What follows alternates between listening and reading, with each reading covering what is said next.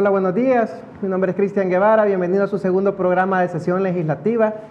Ya les voy a presentar a mi invitado, una persona a la que yo conozco desde hace bastante tiempo, con una gran trayectoria. Pero quiero recordarles que hoy es jueves 10 de diciembre. Faltan 80 días para las elecciones, para el 28 de febrero. Y también hoy es una fecha histórica. Hoy se cumplen 39 años. Es el aniversario número 39 de la masacre del Mozote. Vamos a hablar sobre temas muy importantes el día de hoy, especialmente el caso del antejuicio con el ex viceministro de Seguridad y actual director de la PNC, Mauricio Arriaza Chicas, y otros temas de relevancia nacional. Es el abogado Rodolfo Delgado. Buenos días, Cristian. También ex fiscal, ¿verdad? Sí, para los televidentes, bueno, que estén disfrutando su desayuno hasta ahora, o los que se están ya alistando para ir a trabajar, les quiero recordar que yo fui periodista durante bastante tiempo. Yo me acuerdo que cuando yo era periodista, sí, Rodolfo era de las principales fuentes de información en este país, que viene dentro de una agenda electoral de los partidos tradicionales, ¿verdad? Esta semana salió la encuesta de la UCA, y creo que no es necesario ser experto en estadísticas, ni en matemáticas, ni en temas electorales para saber la difícil situación en la que están Arena, FMLN y todos los demás partidos, ¿verdad? Están en una difícil situación. La encuesta de la UCA hablaba de un 69% de aprobación en el caso de Nuevas Ideas, 64% de intención de votos. Creo que en la historia del país es la máxima intención de voto que ha tenido un partido político. El juicio que se siguió contra el ex viceministro de Seguridad Pública, Don Oren, y actual director de la Policía Nacional Civil, tuvo su base sobre el artículo 321 del Código Penal, que habla sobre el delito de incumplimiento de deberes. Durante todo el procedimiento especial de antejuicio, creo que la población fue testigo de los diferentes ataques hacia el director, que él aguantó con estoicismo cada una de las aseveraciones, de las acusaciones que formulaba la comisión especial. De igual forma, creo que también observaron que el equipo de defensa estaba presto para tratar de invocar los derechos constitucionales que le asistían al señor director. De acuerdo con las conductas que habían mostrado todos los miembros de la comisión, los diputados en el Pleno Legislativo que se negaron a concederle a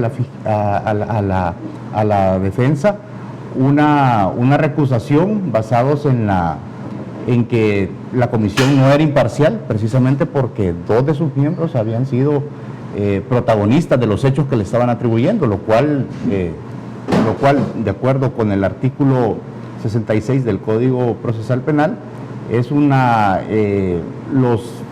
impedimento que los inhibe para conocer de esos casos. Entonces, en esa... ¿Quiénes eran? Uno era el diputado Rodolfo Parker y la otra era la diputada Yancy Urbina. En ese escenario, pues, el señor director tomó la decisión de que ante la clara intención de los diputados de desaforarlo, pues entonces él decidió ponerle fin al procedimiento especial de antejuicio y precisamente invocando una de las causales legales establecidos en el reglamento interior de la Asamblea Legislativa, que es la renuncia al cargo. Claro, esta renuncia al cargo pues tenía que realizarse con todos los procedimientos, con todas las formalidades, puesto que se trata de una investidura que realiza en un momento determinado el presidente de la República. Hacer las publicaciones correspondientes, precisamente porque hay que darlo a conocer a toda la población mediante el medio de comunicación oficial para esos fines. Por otra parte, estábamos en la disyuntiva de que existía una convocatoria, un citatorio, si se quiere llamar de esa manera, para acudir a la plenaria extraordinaria en la cual se iba a conocer el informe único de la Comisión Especial de Antejuicio. Y obviamente se iba a dar el espacio a las partes para que hiciéramos una exposición sobre todo el caso, y de igual forma para que el Pleno Legislativo hiciera una votación. Entonces, aproximadamente a las 3:45, una abogada miembro de nuestro equipo de defensa intentó presentar el escrito en la gerencia de operaciones legislativas de la Asamblea, y en esa, sin embargo, no le quisieron recibir el escrito. Entonces estábamos, puesto que faltaban 15 minutos para las 4. Pero irónicamente nosotros estábamos realizando ese acto al tiempo que se estaba desarrollando la sesión extraordinaria. Muy serio a la imagen del señor director de la Policía Nacional Civil. Y era algo que ya se veía venir, porque, bueno, cuando el Pleno vota por la recusación que nosotros habíamos planteado, creo que fueron como aproximadamente 51 votos. Entonces ya ahí nosotros teníamos como un parámetro de cuál iba a ser la votación si eventualmente... ¿En esos 51 votos habían votos de Arena y del FMLN? Sí, básicamente. O sea, ¿trabajaron en conjunto Arena y el FMLN? Por supuesto, por supuesto. Rodolfo, ¿a tu criterio se cumplieron todas las condiciones para...? Porque yo veo los argumentos de Rodolfo Parker y compañía, y te dicen el director de la PNC ha cometido otros delitos, te dice, y ha sido su manera de estar presentando, porque no nos informó.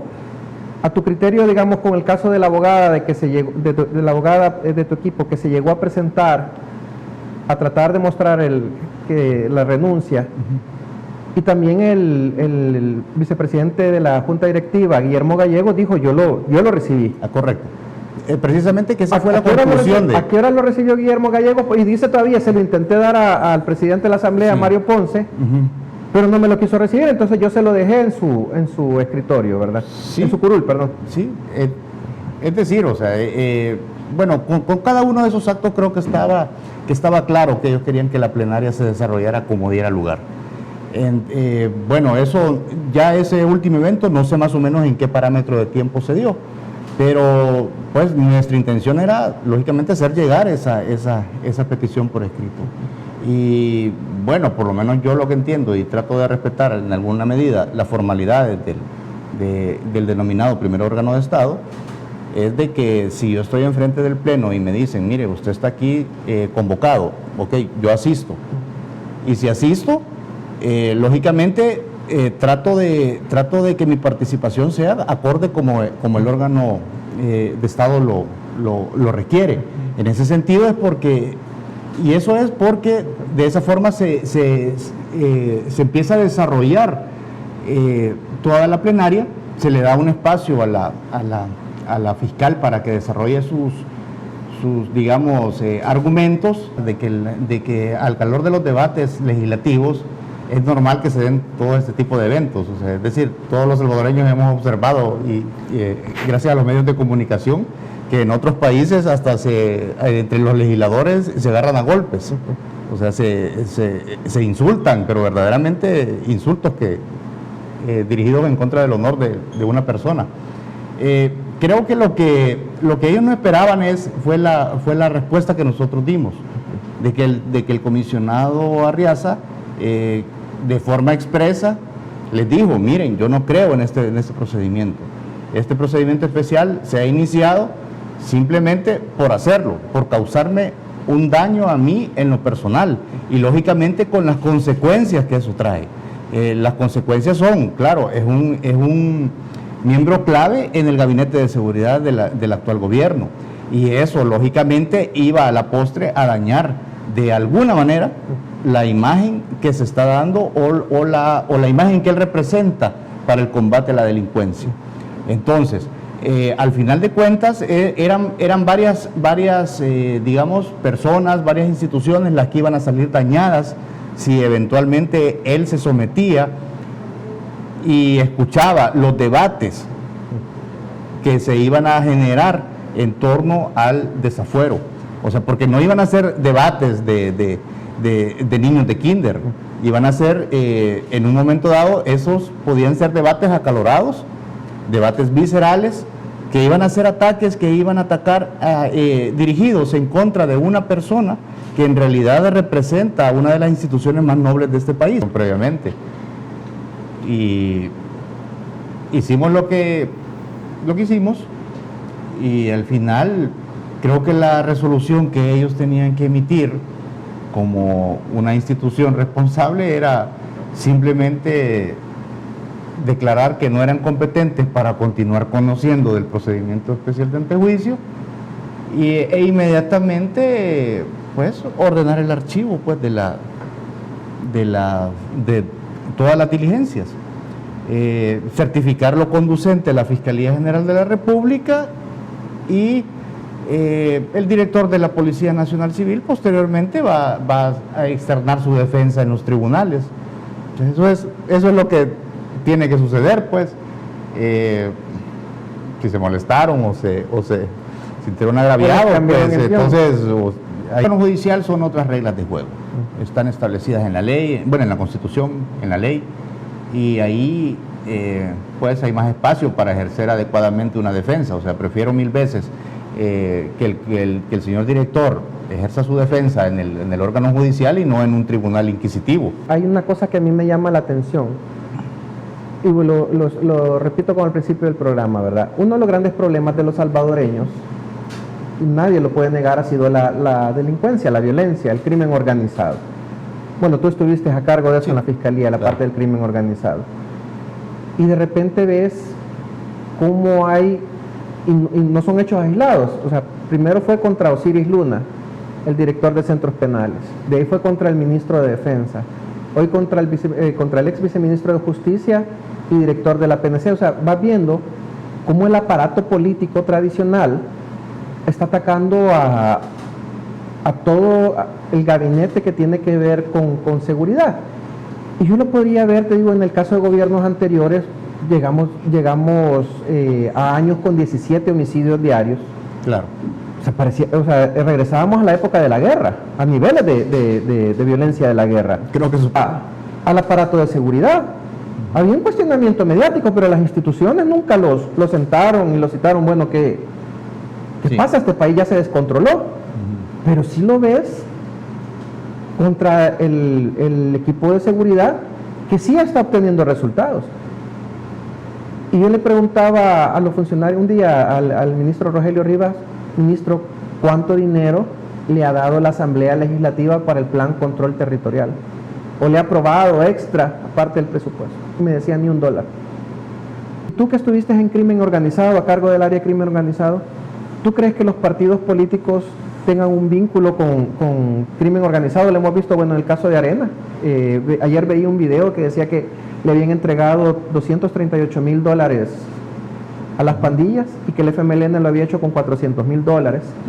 Que eso era parte de una investigación, y no hay nadie acusado, nadie detenido o que esté enfrentando justicia por esto. Y como repito, es como que el Partido Demócrata le hubiera dado $1 millón a Al Qaeda. Sí, es algo similar. ¿Tú piensas que hay alguna relación entre los partidos políticos tradicionales con el crimen organizado? Yo quiero pensar de que no los partidos políticos como institución, sino que más bien se trata de algunos actores de esos, o miembros de esos partidos políticos, que en algún momento dado pues se vieron involucrados en situaciones que rayaron con la legalidad. En otro momento eso constituyó delitos. Realizaron incluso acuerdos de no persecución a cambio de ciertos beneficios, lo cual es totalmente gravísimo. Yo lo mencioné incluso cuando era fiscal, pues que la denominada tregua solamente existía en la mente de los ignorantes, porque eso a la postre iba a traer una serie de consecuencias que iban a ser nefastas. ¿Tú fuiste el encargado de investigar la tregua? No. Eso se desarrolló posteriormente. Yo ya no me encontraba en el cargo de jefe de la unidad de crimen organizado. Okay. Entonces ya en esa época yo ya estaba en otra posición, estaba como director.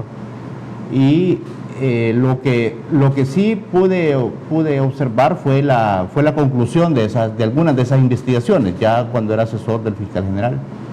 en el sentido de que, en definitiva, o sea, todos esos pactos de no persecución, pactos para en algún momento dado permitir el ejercicio de los derechos políticos del ciudadano, o sea, todo eso es nefasto para la institucionalidad del país. Lo que era peor era bajo esos entrenamientos o esos supuestos entrenamientos que se dieron, podía existir la posibilidad de que surgieran grupos irregulares al margen de la ley, y ya precisamente con claras intenciones de atentar en contra de la organización misma del Estado. O sea, ese es el problema cuando la institucionalidad entra en una vorágine de eventos, de relaciones, de vínculos con los actores criminales del país. Okay.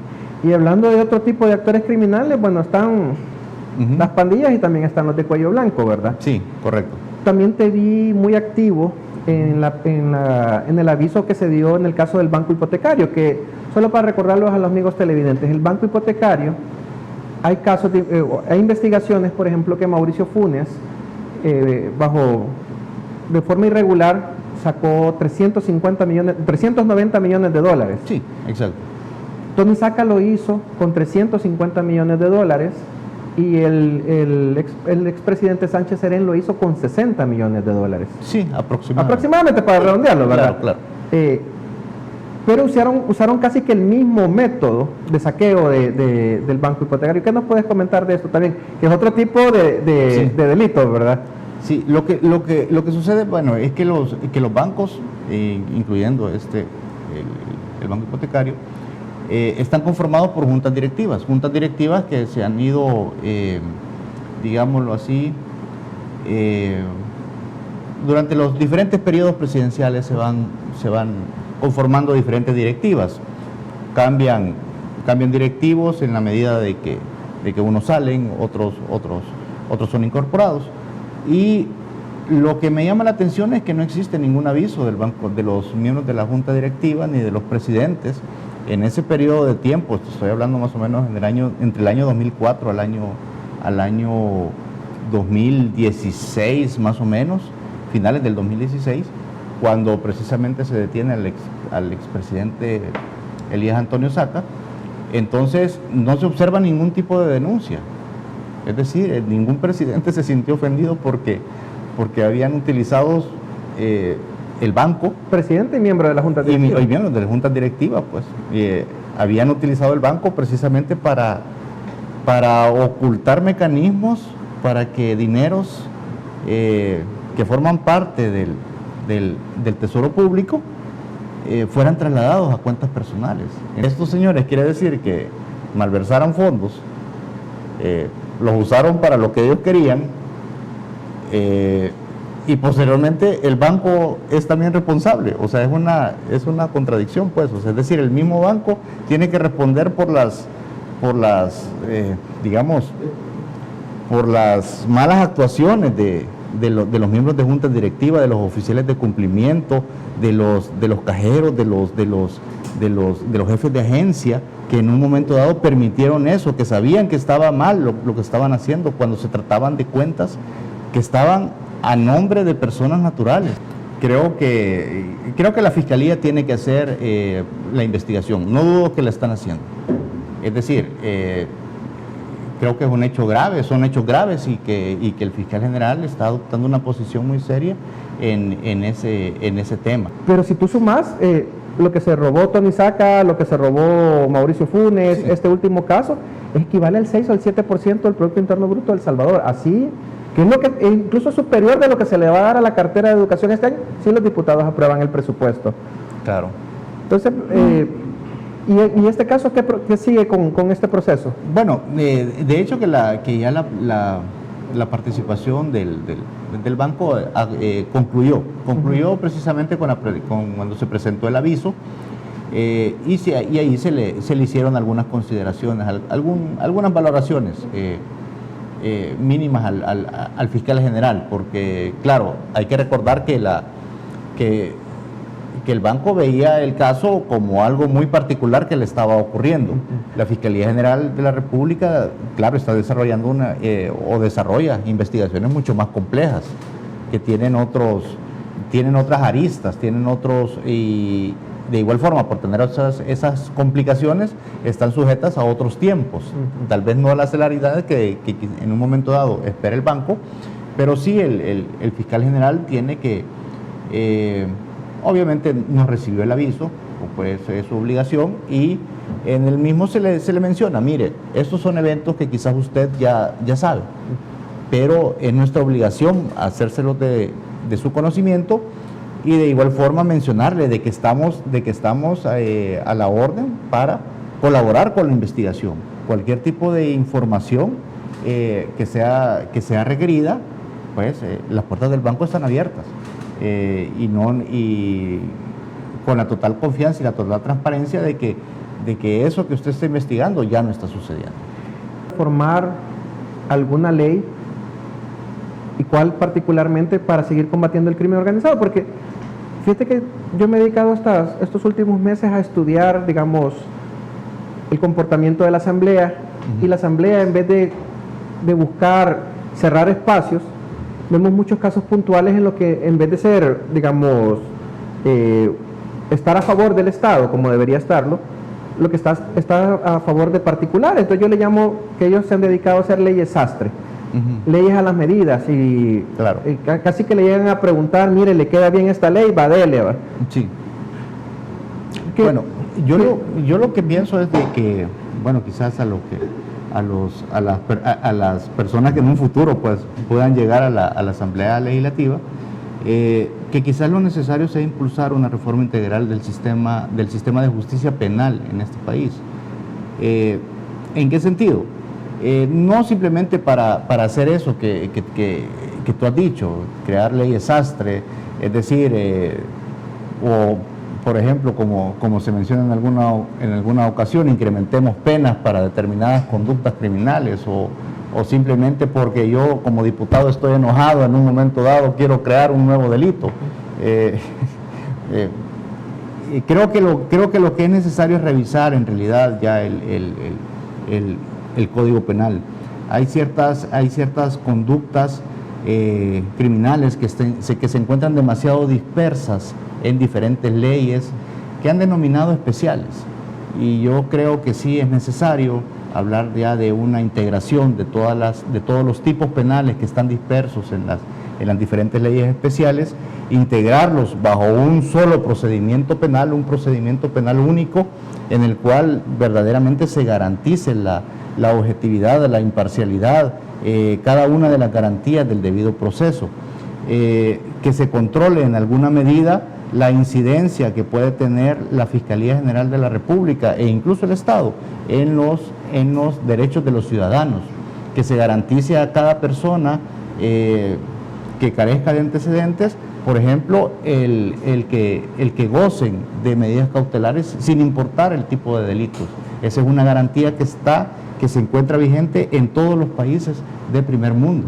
Entonces, eso, al tratar de humanizar el sistema penal que hemos heredado durante todos estos años, creo que eso nos va a mejorar a la sociedad, y va a generar incluso una prevención del delito, porque está comprobado, la gente que está sujeta a medidas cautelares tiende menos a delinquir, tiende menos a meterse en problemas. En cambio, lo que sucedió durante los gobiernos pasados fue que se incrementaron las penas, se incrementó, digamos, o más bien, se crearon circunstancias por las cuales la gente tiene que estar detenida de manera preventiva, y eso al final lo que fue generando es un incremento en la población carcelaria, y los vínculos criminales fueron haciéndose más fuertes, los procedimientos criminales se fueron perfeccionando y se fueron trasladando hacia futuras generaciones que se empezaron a dedicar a cometer actos delictivos.